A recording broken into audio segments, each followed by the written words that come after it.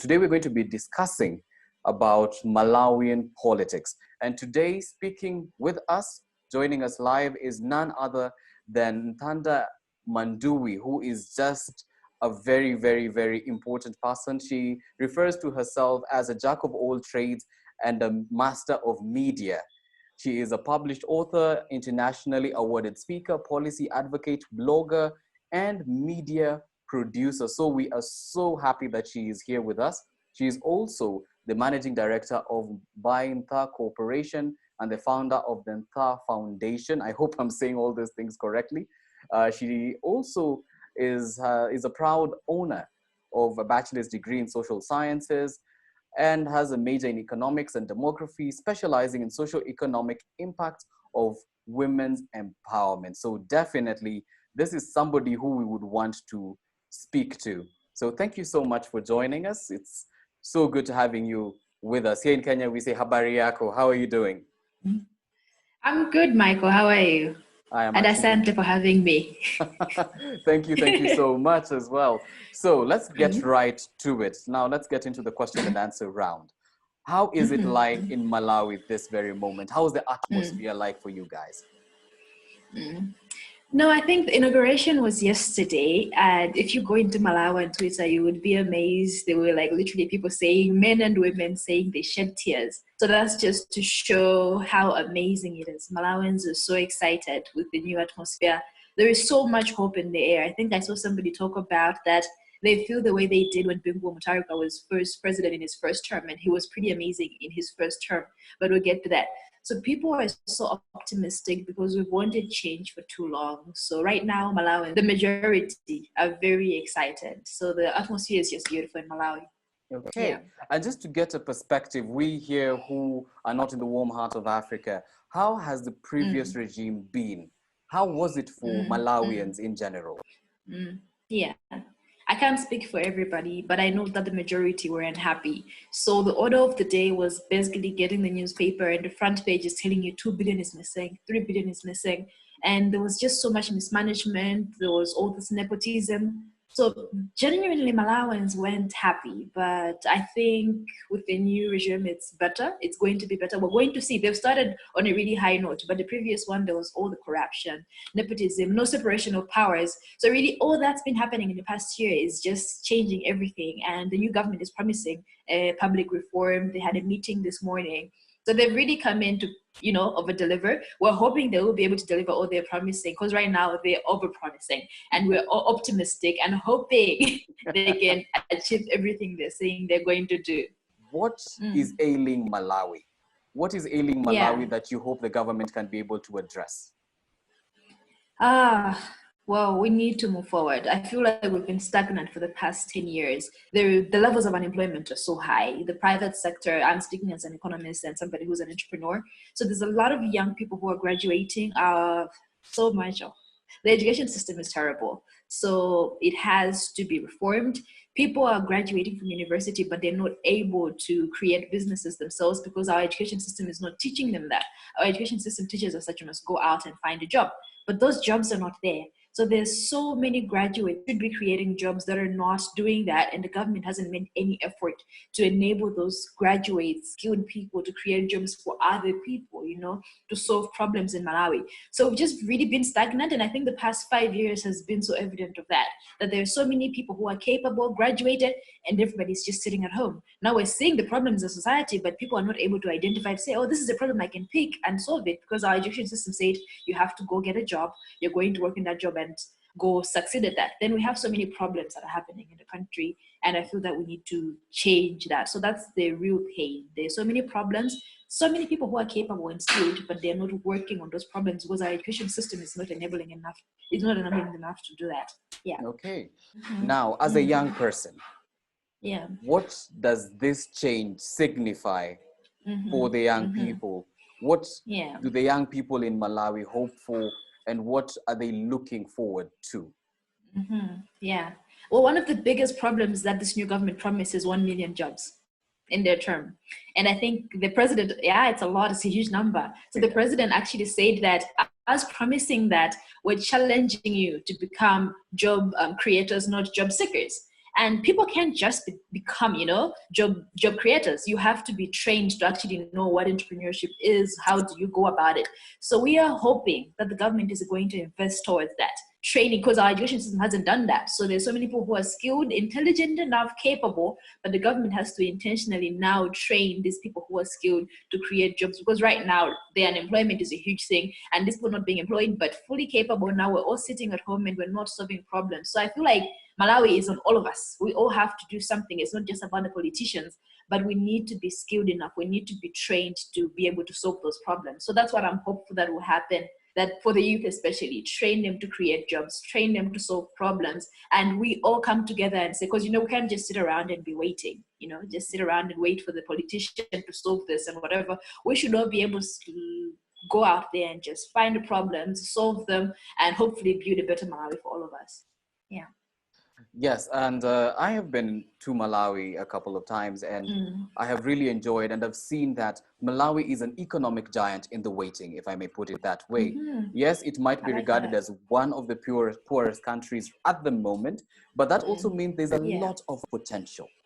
Yes, and what do you feel that the government needs to do to just keep on the right path that they're on? Obviously, you guys are trending for all the right reasons at the moment. Yeah, for people being appointed and refusing appointments. That is unheard of in Africa. Yes. So obviously, you're starting in the right way. So for the economic implications, what does the government need to do apart from saying job creation? What do you feel they need to do? Yeah, I think I was just talking about that on Twitter the other day, that initially because what I learned from everybody. So when I'm writing proposals, asking for like grants or whatever applications and opportunities, I would always say, I come from the poorest country in the world. Then I had to change that perception, like you're saying, that no, I come from a land full of opportunities, So we need to change that mindset. Now we're looking at Malawi as a land full of opportunities. I've worked, as you introduced me, I'm a jack of all trades. So I'm literally in so many fields. My role is more managerial, just helping other people create, because I feel like that's where we're at. We're trying to help people create in different spaces. So one of the fields I work in is travel. In the travel sector, I find there is so much opportunity for Malawi. I've traveled, I've come to Kenya, I've been to Mombasa, I've been to Zanzibar. Before I came, there was all these pictures in the media, and I'm like, oh, these places are so gorgeous, they're beautiful. How don't we have this in Malawi? But after having traveled, I'm like, we do have this in Malawi.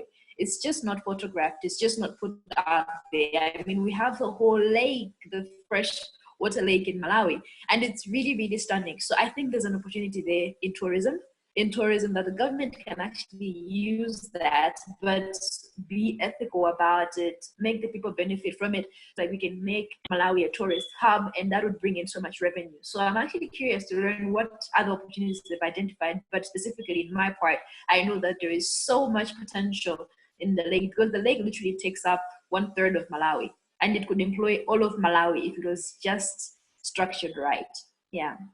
Now let's talk about what we can learn, we as the African community, looking at you guys and seeing a petition passing in favor of the people, despite all the corruption, despite all the bribery and the cases of people disappearing, you guys were still able to get justice at the end of the day. And even the guys who helped the specific people retain, get into power, doing the right thing. So as Africans, what can we learn? As other African countries, what can we borrow from you guys? What can you tell us? So as a democracy, Malawi, we say that we have the separation of powers. And I think just after the last election, I didn't vote because I had no faith in the systems working. So I said, what's the point in me going to vote? And my vote is just going to be stolen. You're just going to trick the election. And that did happen in the first election. They tried to steal the election, tried to rig the election. And now the people came up, the people had had enough, and they started fighting. So it was the HRDC that are going to get most of the credit from me, because they said we have something to fight for. And they were relentless. They got the people behind them, and they fought hard for Malawi. So that was so beautiful. What I wanted when I had my interview with the BBC just after the election, I said, I want a separation of powers in Malawi. We had all that intertwined. We're claiming we're a democracy. We're claiming the executive is independent, the judiciary is independent, but you don't really see it in action. So you see the president is having his fingers here, his fingers here. So how are you really sure that there is somebody checking everywhere? That's how you have 2 billion missing and nobody's asking anybody. We see it in the news, we go on social media, we rant, and then what? We're back to square one.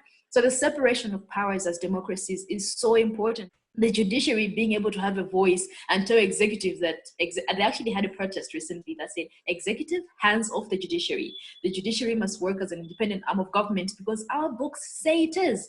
So yeah, the HRDC gets the credit. The people themselves being able, the leaders, we have society leaders. So I think the leaders themselves saying we should do something and get the backing of the people. Now, Kenya is a youthful nation. We're observing, we are celebrating with you. We also are in a period where politics is messy. We tend to not trust our government. We're just also going to go to an election in a couple of years. What can you tell the young people, the youthful generation here in Kenya from lessons from your own backyard? So personally, I have never voted in my life. I am 24 now, so I've had 2 elections that I haven't voted for because I didn't believe in the power of that, because I saw that people were stealing elections and everything. And I was thinking of how do we change that and all that. What has happened in Malawi now for people's voice to matter has been people taking to the streets, the protests that have happened, the HRDC being there. So I think that the youth, we do have a voice, but we probably have to fight for that voice to be heard, because then the structures, the systems are working against us. There is all the corruption as we're putting it. So we really do have to come together. It's not just me, it's hundreds of thousands of people coming together to say, we've had enough and you're going to hear us. We're going to hold you accountable. You rigged the election, we're going to take you to court. We're going to push until we have the right voices here. So I think we need to stick together, come together. It's not just the voting, it's everything else. We must protest, we must stick up for what's right. So as the youth, that's on us, because it's not the old people that are going to take the streets, it's the young people, but we have to care enough. So I didn't have enough faith in that my voice mattered, but from experience now, I know definitely in the next election I'm going to vote, because we have changed not only the voting system, but all the systems around it. And I know that next time my voice is really truly going to matter. But for that voice to matter, we've had to fight for that. Yeah. Thank you. So basically, let us not give up. Let's keep pushing. It might seem impossible. It might seem improbable, but your voice counts. But we just have to fight for it and not give up. Those are very wise words for that, from coming from you. The question is now, any last words, any parting shot you have for us before we sign out? No, I think the same thing I've said. We have to keep using our voices. And also, I'd love for Africans to collaborate. I think we're living in a global village. So like, you're interviewing me, I'm all the way in Malawi, you're all the way in Nairobi. I think we need to build up these spaces. The conversations that we keep having on social media, it's what has led to this. You're now seeing things in social media. People are able to have a voice. And usually we have all these petitions coming around and you're like, why should I sign it? Who does it go to? But we have to actually see that it matters. So we have to keep using our voices. And it's a global village. Kenya can come to Malawians and say, Malawians, please help us with this. Or Kenya comes and it's that village and all those voices coming together. So I think we have to utilize that so our voices can be heard, as the youth especially. Enough said, well put. I cannot add anything. We are so inspired. We're celebrating with you. Thank you for your time. And guys, you have heard it. We can have change if we believe in it, and if we fight for it, then definitely there is hope for a brighter tomorrow. So thank you for keeping it locked at Chams Media. Just remember to just subscribe and always just follow us on our various social media platforms, where we will bring more stories that are relevant to you. Keep on engaging, and the conversation definitely does not stop here. And just throwing back to my guests today, in case people want to reach out to you for any reason, how can they get you? So you can find me on social media, Nthanda Manduwi. So it's at Nthanda Manduwi, or you can find my website, www.byinta.com. Thank you so much for your time. We really appreciate it. And we hope for the best for Malawi. See you next time. Thank you. See you.